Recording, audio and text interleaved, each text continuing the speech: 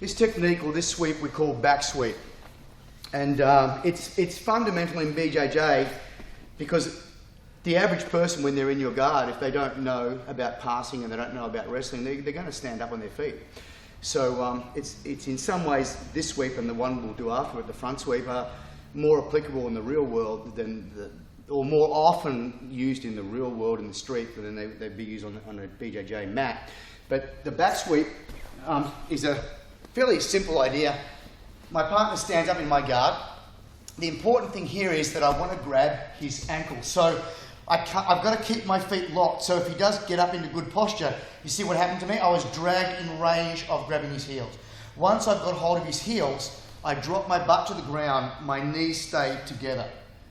So the higher my leverage point is up on his body, the better I'm going to be. So I don't want to have my legs down like this. I want to have them up, knees pinching, holding both of his heels. Now I just drive my feet backwards into the ground. He falls down, I post. As he comes back up and he runs into my roadblock, that's where having those knees together is important. If they're apart, he can easily get up and maybe start pushing me back and going back to his knees. So by having my knees together, it stops him from coming too high. He runs into it. I'll grab his head, start to walk this hand around, pull this foot back to his hip. So this knee goes toward that hand. Then I've got a nice space out over here. It's starting to look like a part of what we were doing in the basic mount to back drill. I've got the hook, I've got the post, moving around and onto the mount. Once again. He jumps up, grab the feet, undo my legs, drive him back, grab his head, my knees are together, post. My foot slides back so that it can come around in a windshield wiper action. If you don't do that, you can still do the sweep like this and come on top, but your foot will be stuck under his body, which may or may not worry you. It's kind of a little bit annoying for people when they're starting out, but I actually don't mind it because it just adds more pressure to him. But if you're worried about that foot, pull it out like this, and then the knee will slide around and come onto the mount. The other thing to consider is, I guess David might have some thoughts because he likes to do this a little bit differently to me, so I'll let you take over from here in terms of how I get up rather than posting and waiting. Okay, that's what. So, like any technique, there's different ways to modify it for your body. In this case, I have very long legs, so, you always want to look at a technique. There's no a right way to do the technique. There's the way that works for you. There's certainly some wrong ways to do it if you're doing things that are incorrect, but you modify it for you.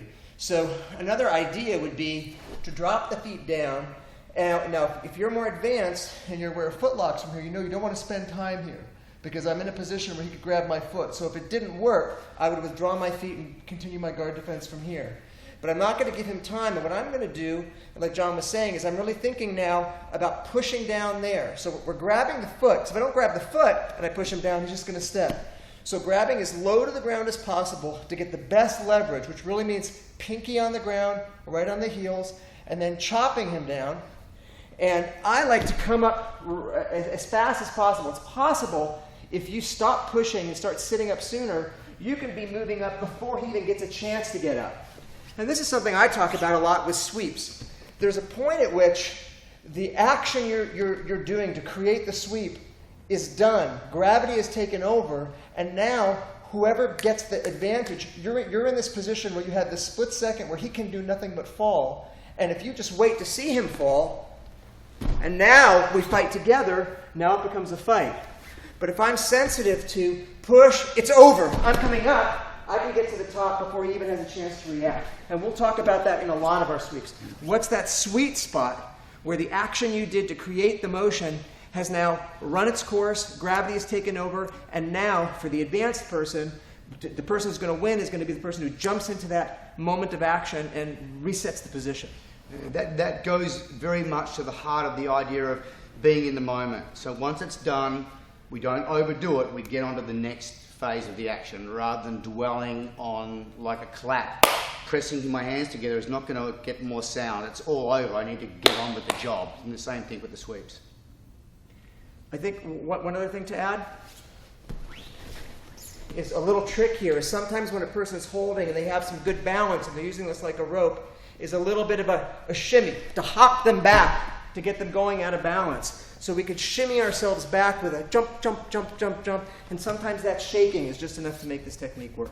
And further to that idea is they'll often start up with 2 grips. So they'll have 2 grips and they'll have a good posture, and David tries to back sweep me. I counter with pressure and posture, and he's only putting on half pressure. I don't know that. I think that's all you've got. As I let go to then pass his guard, that's when he puts all the juice on and takes me back. So sometimes you can just put some pressure on if they're organising themselves and they've got good balance, but as they release for the pass, they've effectively just halved their anchor point, and that's when you put the juice on and take them down.